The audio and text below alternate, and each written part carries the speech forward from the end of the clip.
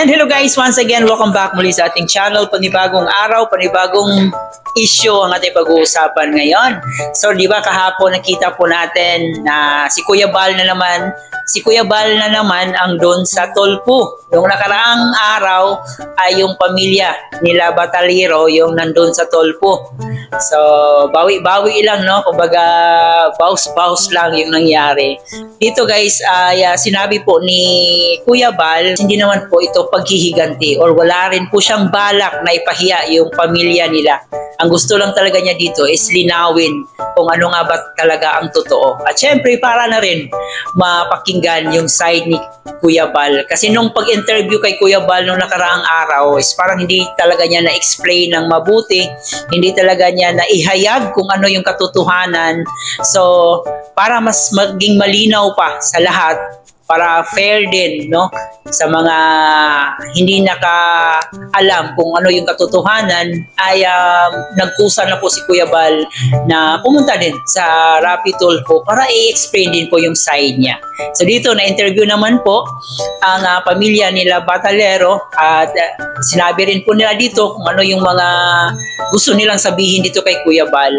And sa tingin ko hindi pa doon nagtatapos ang lahat kasi parang may next step pa para talaga magkaroon ng official na agreement kung ano may yung gustong gawin ng pamilya Batalero kasi may request sila doon na gusto niyang ipa-take down lahat ng mga videos kay Kalinga Prab at kay Kuya Bal. So I know hindi po yan ganun kadali at may mga legal remedy para dyan. Pero ito nilinaw lang po ni Kuya Bal na hindi po para ipahiya yung pamilya nila Batalero bakit siya pumunta doon sa Rapi Tulfo. So ito ay paglilinaw lamang. So ito guys, panoorin natin mamaya yan yung video kung saan sinabi nga ito ni Kuya Bal. Pero bago tayo magpatuloy doon, please don't forget to subscribe, paki-like and share ang ating video, paki-turn notification bell para laging updated every time na mag-a-upload po tayo. At ating suportahan si Kuya Bal Santos Matubang, ang founder ng Kalingap na nahaharap ngayon sa isang issue kung saan nga po to the worst ay napatulpo pa ito. So suportahan natin guys kasi bihira lang po ang tao na may kakayahang tumulong, no? Yung taong walang ibang hangad kundi makatulong pero minsan ay napapasama pa. So nakakalungkot lang kaya suportahan natin mga Kalingap supporters. So wag po nating iwan si Kuya Bal at syempre suportahan na rin po natin si Kalinga Prab, yung kanyang anak at yung mga kasama nating Kalingap reactors, lahat po ng mga nagde-depend. So wag din nating kalimutan at nandyan din po ang mga Kalinga partners. So sa ngayon guys, para mas malinaw, ito po yung sinabi ni Kuya Bal. Marami tayong nakikitang mga comment doon na pumunta daw si Kuya Bal doon para ipahiya yung pamilya nila, which is hindi po kasi ito po yung sinasabi ni Kuya Bal dito. Ang pagpatulpo ko hindi para ipahiya sila, para gumanti, hindi ko. Huwag niyo pong isipin kaya ako sila pinatulpo para ipahiya or balikan or gumanti, kundi linisin ang Kalingap. Kasi grabe yung bitiw ang mga salita sa Kalingap daw, sabi ni Beyonce. Yung mga umalis, sinisiraan namin. Patunayan niya. Sino? Bawat vlog namin kay Beyonce, mahina ang 5K. Bigas at grocery. Doon palang bayad na yon. Bawat vlog po sa mga beneficiaries, mahina ang 5K. May sponsor pang nagbibigay. Bigas at grocery. Doon palang po bayad na. Kung yung vlog namin mag-trending, wala ka na doon. Kasi vlogger sikat, Kalinga Prab. Bawat vlog namin, ako vlogger, bawat vlog bayad na po. Kung mag-trending ang vlog ko, I'm vlogger, nasa akin yun. Although may content na naman, may part din doon, pero ako ang nagpasikat. Sumikat ba si Beyonce nung mag-vlog ni Dr. Lab? Tanungin kita. Sumikat ba si Beyonce kung ilang vlog ni Dr. Lab? Di ba hindi? Okay. Ang vlog ni Kalinga Prab, kahit gaano kadami yan, bayad na yun. Bayad na po yan.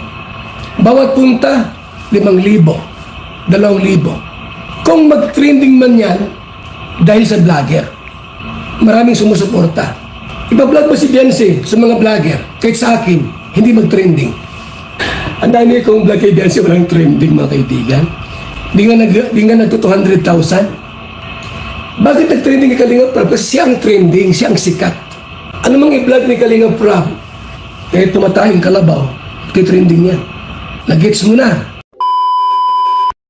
So yun po guys, no, narinig po natin si Kuya Bal at yun lang po yung punto talaga niya kung bakit siya dumulog sa Rapid Tulpo. Para din malaman natin yung side niya at side ng Kalingap. Kasi sobrang unfair din naman kung sa kanila lang, di ba? So at least para fair, malaman din ng Rapid Tulpo na ganito pala ang nangyari. I think meron pang susunod na paghaharap ang mangyayari between dito sa pamilya at dito sa Kalingap at aasahan po natin na mas positive yung result kung ano yung maging agreement nila, and sa tingin ko hindi naman po mahirap pakiusapan itong si Kuya Bal at saka si Kalingap Prab. Daanin na lang sa mabuting usapan, no, para hindi na lalala pa, hindi na aabot sa magkasuhan na marami nang mai-involve. So sana ay maging maayos pa para na rin sa mga pinagsamahan. Siyempre matagal-tagal rin yung pagsasama.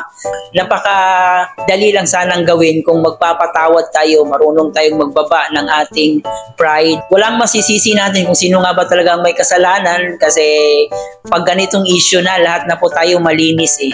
Wala nang aamin kung sino yung may sala. Pero yun, dapat ibaba lang natin yung pride natin at humingi ng pasensya. Tulad po ng ginawa ni Kuya Bal na humingi siya ng pasensya dito sa pamilya nila Biancy.